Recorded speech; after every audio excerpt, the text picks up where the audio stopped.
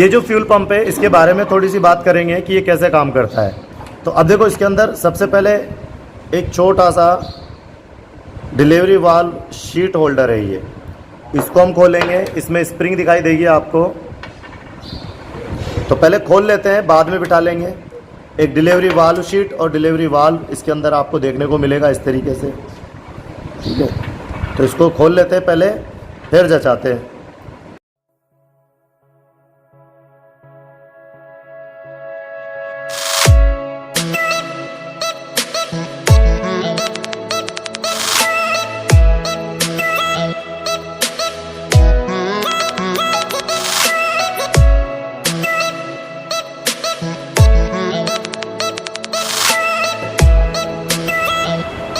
इसमें अब कुछ भी नहीं है, खाली हाउसिंग है ये, ठीक है। अब इसके अंदर देखेंगे कि भाई इसके अंदर जो है ये लगता कैसे है, ठीक है। तो इसको यहाँ पर रखते हैं, अभी जचाते हैं इसको। तो सबसे पहले हमने ये निकाला था ऐसे,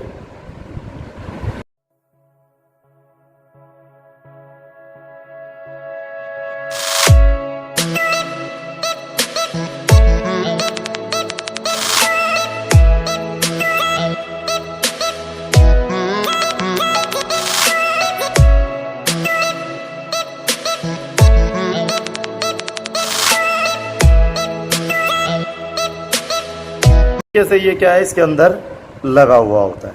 कंट्रोल जो रोड है वो कंट्रोल स्लीव के साथ जुड़ी हुई होती है। अब कंट्रोल स्लीव पे भी देखो दांते दिखाई दे रहे हैं, कंट्रोल रोड पर भी दांते हैं। तो जब इसको इसके ऊपर रख करके इस तरीके से चलाया जाएगा दाएं बाएं, तो क्या है कंट्रोल स्लीव घूमेगी। अब यहाँ पर थोड़ा सा और आगे चलते हैं, ऊपर से शुरू करते हैं। तो सबसे पहले डिलीवरी वाल्व शीट होल्डर, ठीक है, जिसके अंदर आप देख रहे हो स्प्रिंग है। स्प्रिंग के बाद यहाँ पर आप जो देख रहे हैं ये है डिलीवरी वाल्व। क्या है? Delivery valve. इसके ऊपर एक छोटा सा सेल टाइप का दिखाई दे रहा है आपको, ये इसको बोलते हैं anti dribbling device. Diesel engine में पाई जाने वाली जो आपकी ड्रिबलिंग नामक बीमारी है उसको रोकने के लिए इसका प्रयोग किया जाता है। ये है डिलीवरी वाल्व शीट, मतलब डिलीवरी वाल्व जो है वो अपनी शीट पे बैठेगा, तो जिस शीट के ऊपर बैठेगा वो डिलीवरी वाल्व शीट कहलाएगी। इसको जब इंजन के अंदर लगाया जाता है तो इस तरीके से रखा जाता है इसके ऊपर।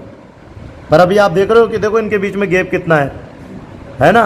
पर इसको जब लगाया जाता है तो इसके अंदर इसको भींच दिया जाता है, जैसे आप देख रहे हो यहाँ पर। अब स्प्रिंग को जब दबाया जाएगा तो स्वाभाविक सी बात है वाल्व के ऊपर क्या लगाएगी, ये दबाव बनाएगी। इसके बाद दूसरा जो भाग आता है वो आता है प्लंजर। कौन सा भाग है? प्लंजर, ये वाला। इसके अंदर एक तो होता है लॉकिंग लिप्स और एक होता है फीड पोर्ट। ये जो होल आपको दिखाई दे रहा है ये क्या है? इसका फीड पोर्ट, मतलब फ्यूल फीड पंप के द्वारा इसके अंदर फ्यूल भरा जाता है। 1 किलो से 2 किलो का जो प्रेशर बनाता है ना, वो इसी के लिए बनाता है। अब वो क्यों बनाता है, चलो वो भी देखते हैं एक बार। ये जो प्लंजर होता है ये इसके साथ इस तरीके से लगा हुआ होता है। अब देखना इसके अंदर दिखाई देगा, रास्ते को बंद कर रहा है ये, देखना कर दिया, पर मुझे तो खुला हुआ दिखाई दे रहा है। देख आ गया ना कट, वापस देखो। अब देखो ये दिखाई दे रहा है, ये देखो। और इसको थोड़ा सा नीचे करेंगे, देखो ये रास्ता, ये देखो दिख रहा है छोटा सा, वो झांक रहा है नीचे से, लेकिन ये रास्ता तो अभी बंद ही नहीं हुआ ना। और देखो ये इसके सामने आ गया तुरंत ही, देखो दिख रहा है ना। और ये रास्ता भी खुला हुआ है और ये रास्ता बंद नहीं हुआ, मतलब ये स्टॉप पोजीशन होती है इंजन की। इसके ऊपर डीजल होगा, ये उसको क्या कर रहा है, पंप कर रहा है, पर रास्ता बंद। ये देखो मैंने इसको पूरे टच कर दिया इसके, लेकिन अब देखो साइड में होल दिखाई दे रहा है हल्का सा। क्या ये पोर्ट बंद हुआ? तो डीजल के ऊपर दबाव नहीं बनेगा। ये जो पोजीशन है आपकी, ये स्टॉप पोजीशन होती है, जिसके अंदर अब चाहे प्लंजर कितना ही तेजी से चले डीजल का छिड़काव नहीं कर पाएगा, क्योंकि डीजल का छिड़काव तभी होगा जब दबाव बनेगा। अब दबाव कैसे बनेगा अगर हम बात करें तो जैसे ये एक ओखली है और ये मूसल है, इसको जब इसके अंदर चलाया जाएगा तो ये क्या करेगा, यहाँ पर अगर कोई चूरमा है तो कूटेगा कि नहीं, कूटेगा।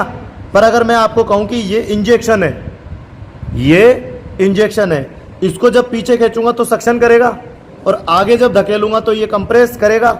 अब देखो इसका प्लंजर टॉप पे आ रहा है क्या, दिखाई दे रहा है, टीडीसी पर आ रहा है क्या, आ रहा है ना।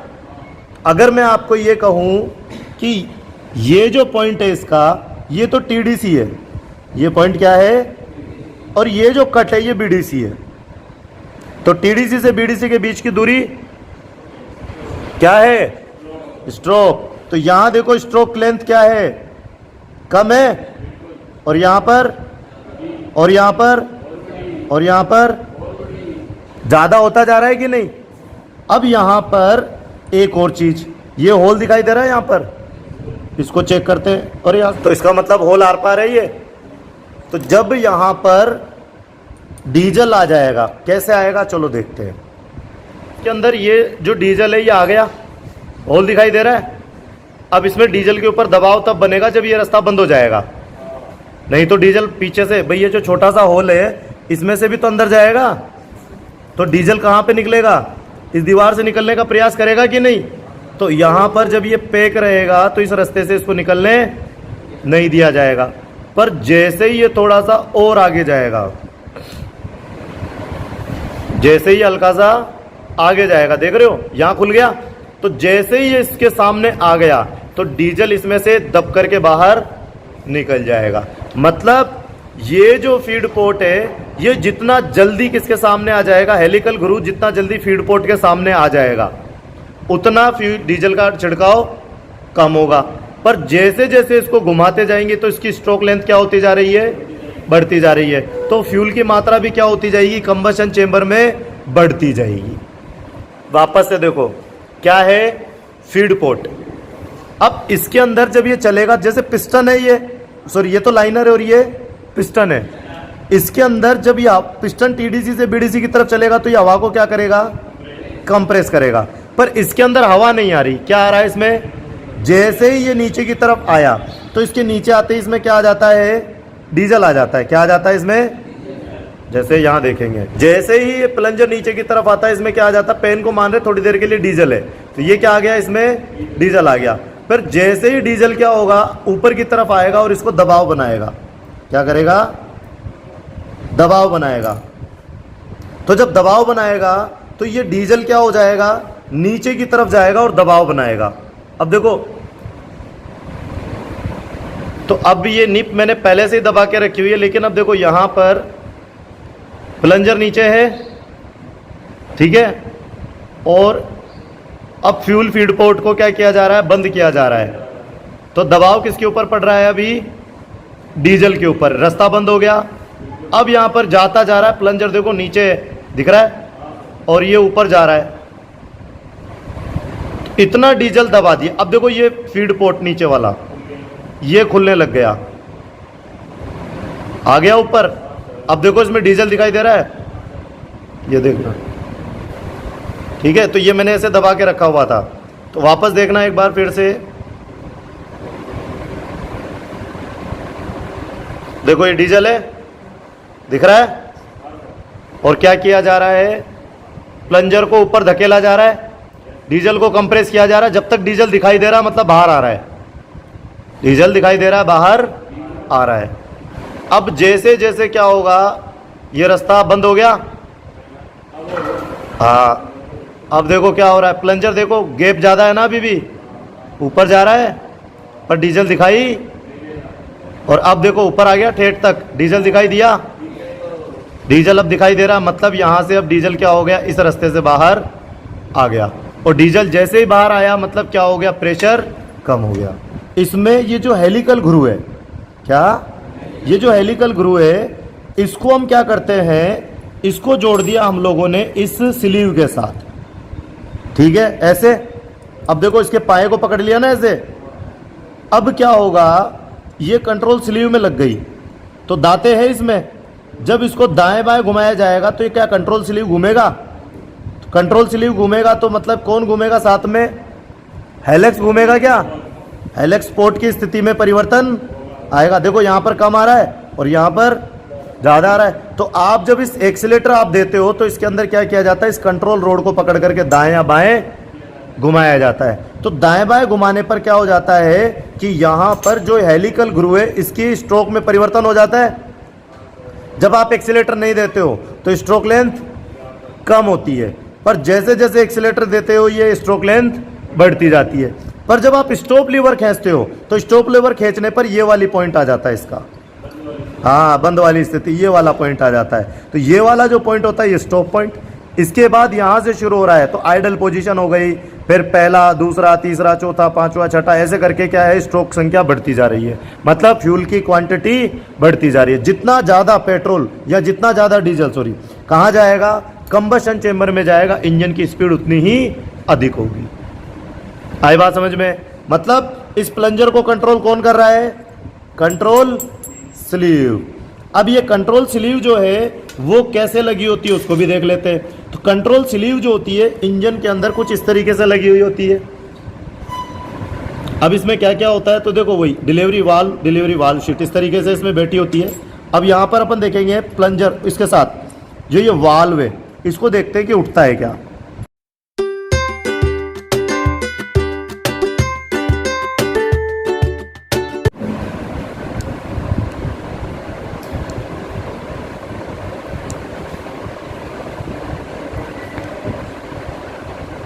ये इतना ज़्यादा क्यों आ रहा है, क्योंकि मैंने इसकी स्थिति में परिवर्तन कर दिया। तो जैसे जैसे मैं इसको घुमाता जा रहा हूँ उतना ही डिलीवरी वाल्व क्या हो गया, उतना ही प्रेशर से ऊपर आ रहा है। तो अब सोचो ये तो हवा को कंप्रेस कर रहा है, अगर डीजल हुआ तो डीजल को कंप्रेस करेगा। तो इस तरीके से ये इसको कंप्रेस करता हुआ आता है। लेकिन अगर हम इंजन की बात करें कि इंजन में कैसे लगा हुआ होता है तो देखो इस तरीके से सबसे पहले कंट्रोल स्लीव के साथ कंट्रोल रोड को कनेक्ट कर दिया जाएगा। कंट्रोल स्लीव के साथ कंट्रोल रोड को कनेक्ट किया जाएगा। अब उसके बाद यहाँ पर प्लंजर रिटर्निंग स्प्रिंग है, पर ये प्लंजर रिटर्निंग स्प्रिंग अगर इसके ऊपर ज़्यादा दबाव बना तो देखो इसका जो जॉइंट है वो फैल जाएगा और इसके ऊपर चढ़ जाएगा। तो उस समस्या से बचने के लिए क्या किया जाता है, होल्डर लगाया जाता है। प्लंजर रिटर्निंग स्प्रिंग होल्डर को क्या किया जाता है, इसके साथ लगाया जाता है ताकि ये फैल करके हमारे कंट्रोल स्लीव पर ना बैठ जाए। अब यहाँ पर ये इसकी शीट पर बैठ गया तो ये फैलेगा नहीं। इसके बाद नीचे की तरफ जो प्लंजर है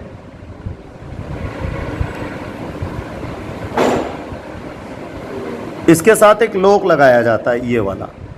अब ये जो लॉक है ये इस तरीके से लगाया जाता है कि इसको लगाने के बाद ये ऊपर आएगा। फिर अब देखो ये इसमें स्लॉट में बैठ गया तो अब इसको खींच लो कितना ही, ये नहीं निकलेगा। इसको निकालने के लिए नीचे दबा करके ही निकालना पड़ेगा। जैसे वाल्व में कटर लॉक लगती है सेम वैसे ही ये लॉक होता है। अब स्प्रिंग जब इसके अंदर लग जाएगी तो ये इसको निकलने नहीं देता। अब इसके पीछे रोलर टेपिट लग जाता है या टेपिट लग जाता है। सिंपल टेपिट है तो इसको रोकर आर्म से धकेला जाएगा, रोलर टेपिट है तो कैम लॉक के द्वारा धकेला जाएगा। नीचे का हिस्सा फिर इसको रोकने के लिए लॉक लग जाएगा। अब ऊपर की तरफ बात करें तो वहां पर आ जाएगा आपका डिलीवरी वाल्व शीट और डिलीवरी वाल्व। इसके ऊपर पर लग जाती है आपकी स्प्रिंग और स्प्रिंग के ऊपर लग जाएगा डिलीवरी वाल्व शीट होल्डर। अब ये इसके ऊपर इस तरीके से दबाव बना के रखेगा।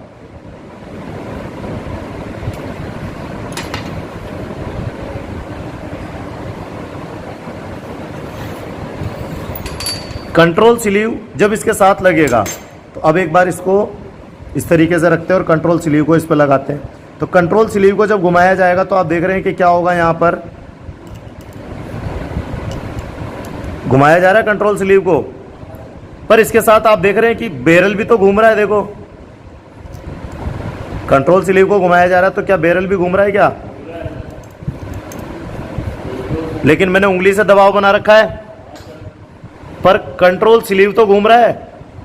तो अब अगर मैं आपसे पूछूं इंजन में अगर ये दबाव कौन बनाए ऐसा जो कंट्रोल स्लीव को कंट्रोल करे, तो उस पर कुछ भाग होते हैं। इन भागों के बारे में अगर बात करें तो सबसे पहले है आपका बैरल।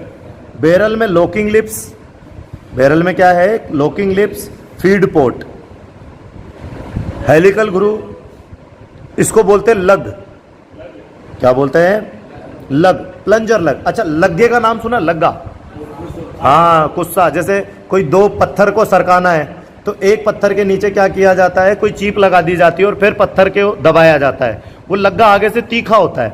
मतलब दो पट्टियों के बीच में फंसाने के लिए काम में लेते हैं, दो पत्थरों के बीच में फंसाने के लिए काम में लेते हैं। तो यहाँ पर जब आप देखोगे तो दो पार्टों के बीच में देखो, यहाँ पर ये कंट्रोल स्लीव है, दो पार्ट है, तो बीच में फंसा दिया ना इसको, तभी तो ये घूमेगा जब पकड़ेगा।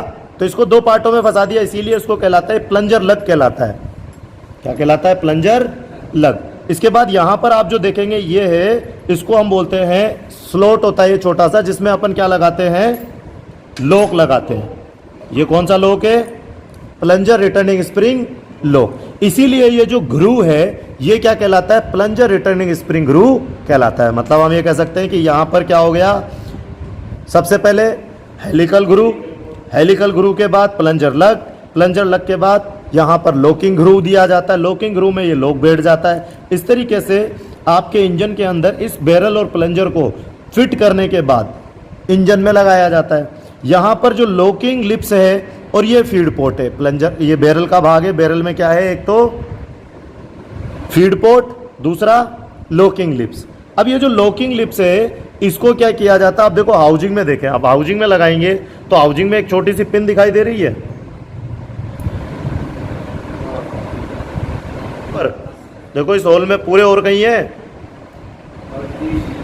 इसमें जाकर के ये प्लंजर क्या हो जाएगा? फिक्स हो जाएगा। अब देखो यहां पर दिखाई दे रही है, पर और कहीं पर भी भाग नहीं है। इसको जब लगाया जाएगा तो ये हिस्सा सामने की तरफ रखा जाएगा। मतलब एक और चीज़ है ध्यान रखने वाली बात, कि आप जब भी ये प्लंजर इंजन के अंदर लगाओगे तो बैरल के मुंह के सामने ये प्लंजर होगा। किसके सामने होगा? इस फीड पोर्ट के सामने। ये जो हेलिकल ग्रू है ये कहाँ होगा? हमेशा फीड पोर्ट के सामने। तो अब देखो इसके अंदर ये जो फीड पोर्ट है तो ये कहाँ से कहाँ लगेगा? तो जहाँ लॉकिंग लिप्स है वहीं पर ही क्या होगा? लॉक डाउन दिया हुआ है, तो इसका मतलब ये ऐसे बैठेगा इंजन में, मतलब पंप में। इसको सुनिश्चित करने के लिए कि ये इसमें सही बैठा है कि नहीं, तो हम क्या करेंगे? नोच प्लायर का प्रयोग करेंगे। इसको घुमाएंगे और बिठा लेंगे और देखेंगे कि लॉक में बैठ गया। क्या दिख रहा है? बैठ गया। उसके बाद इसके अंदर डिलीवरी वाल्व शीट को लगाएंगे। उसके बाद रिटर्निंग स्प्रिंग और डिलीवरी वाल्व शीट होल्डर को कस देंगे। इसके बाद नीचे का काम है।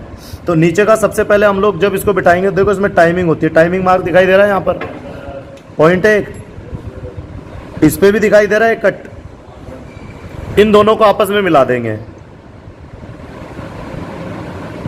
ये टाइमिंग मार्क है।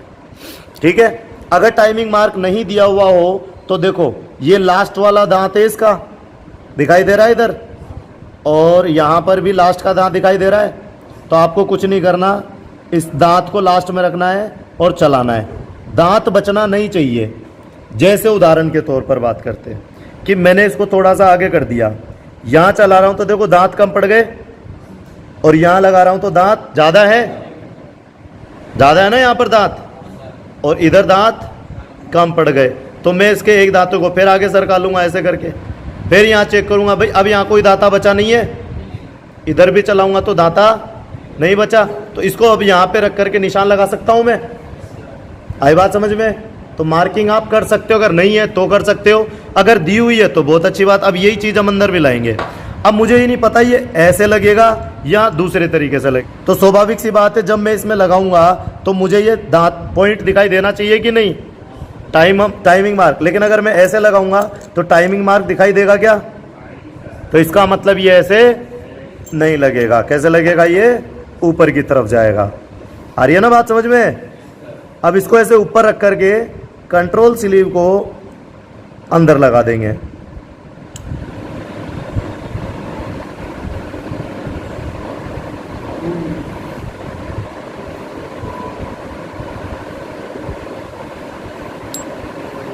मिल गया निशान? ये निशान हमने चेक कर लिया।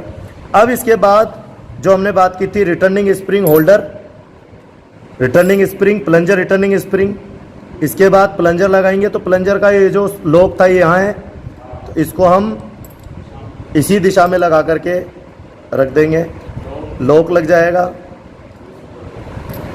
और इसके ऊपर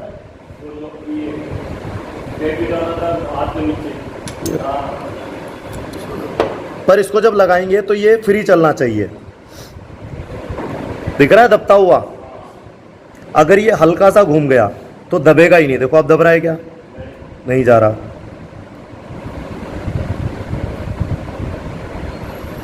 अब देखो दब रहा है। तो मैं इसको दबा करके लास्ट में कर दूंगा, ताकि अगर ये मेरे हाथ से गलती से भी दब जाए तो अब यहां दिक्कत नहीं है। अब ये दब जाएगा क्योंकि लास्ट में चला गया। अब मैं इसको दबा के रखूंगा और यहां पर लॉक लगा दूंगा। बैठ गया। अब इसके बाद गवर्नर जो होता है इसके ऊपर दबाव बना के रखता है। तो हम लोग क्या करते हैं, यहां पर एक स्प्रिंग लगा देते हैं। तो इसमें भी सबसे पहले स्प्रिंग होल्डर, स्प्रिंग, उसके बाद फिर होल्डर और ये नट। अब ये इसलिए लगाया जाएगा, मैं इसको जितना कसता जाऊंगा तो स्प्रिंग के ऊपर दबाव पड़ेगा। अगर मैंने इसको लूज छोड़ दिया तो यहां पर गवर्नर आराम से दबा देगा, पर इसको अगर मैंने टाइट कर दिया तो स्प्रिंग के ऊपर दबाव बन जाएगा, तो गवर्नर को दबाने में जोर आएगा। जिन इंजनों के अंदर, सिंगल सिलेंडर इंजनों के अंदर क्या होता है कि इसकी मतलब इंजन की स्पीड क्या हो रही है, बार बार कम हो रही है, तो आपको ये नट टाइट कर देना है। तो उसके आरपीएम क्या हो जाएंगे, ऑटोमेटिकली बढ़ जाएंगे। मतलब इस नट को टाइट करने पर गाड़ी की स्पीड बढ़ जाएगी।